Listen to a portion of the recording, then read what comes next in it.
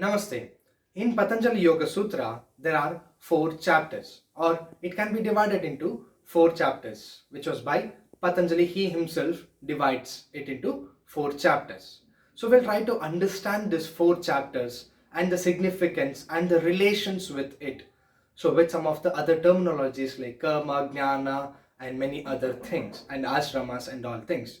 So for that, I have described you in a detailed tabular manner so that you should understand it very precisely and more easy way. Okay, so let's all see this thing and we'll go with the more understanding. First, we will understand the things with respect to actions. All four padas with respect to actions. Four types of actions are there. One is karma, vikarma, sukarma, and akarma. We'll understand what happens in each pada. First, in Samadhi Pada, the karma is nothing but general actions, just like walking and singing, etc. Sadhana Pada, with respect to karma, it becomes vikarma.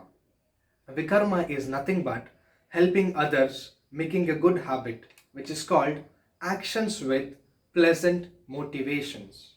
Next, in Vibhuti Pada, Sukarma.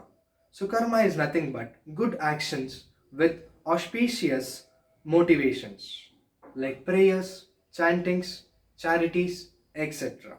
Next, last one, Kaivalya Pada, the karma or the action will be free from expectations or reactions or rewards, like dedicating ourselves for society or towards the macro consciousness. Next, so we'll come to knowledge. Knowledge, for instance, jnana. Four types of knowledge. How with respect to padas we can correlate them.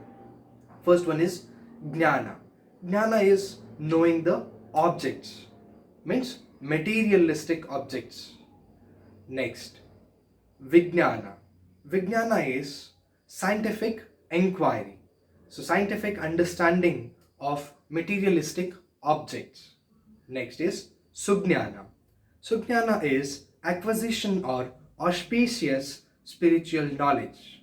In the sense, understanding beyond materialistic or beyond human level knowledge. Next, Parajnana. Parajnana is pinnacle of experiential illuminative wisdom, understanding of macro consciousness. Next, the type of relation or closeness to the macro universe with our micro universe, or macro consciousness to the micro consciousness. So we'll understand the relationship. First is Salokya.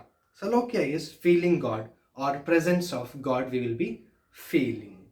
Next, Samipya in Sadhanapada, closeness or proximity to God, which means we are very close to the God, you can feel that closeness. Next, Sarupya embraces and encompasses God once free from the wealth of yoga. Here, the wealth describes about the supernatural powers or siddhis. Next, Sayugya, Sayujya. Sayujya is living in awareness without the feel of the self and merging with the God.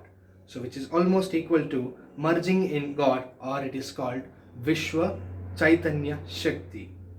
Now, next, so we'll understand the guidance in Nivritti Marga with respect to padas. Nivritti is nothing but removing all the vrittis with no vrittis. First one is Paripakwa. Paripakwa karma is ripe action. So, which is completely merging in action or karma, staying at present. Next, Parajnana. Parajnana is nothing but knowledge beyond the boundaries of discrimination. The intellect that issued to attain all attained permanent happiness. Next, Parabhakti. Parabhakti is nothing but utter devotion. Last one is Sharanagati. Sharanagati is culmination in total surrender, which is moksha. The relation between the varnas and the four pathas. So again we can see it here in the same order. Samadhipada can be represented to Brahmacharya, and where the main supreme thing is Dharma, learning of Dharma.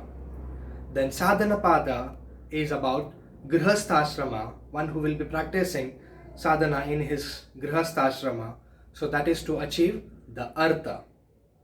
Then Vibhutipada in his Vanaprastha, so where it will be filled with Kama, the desire or getting the things.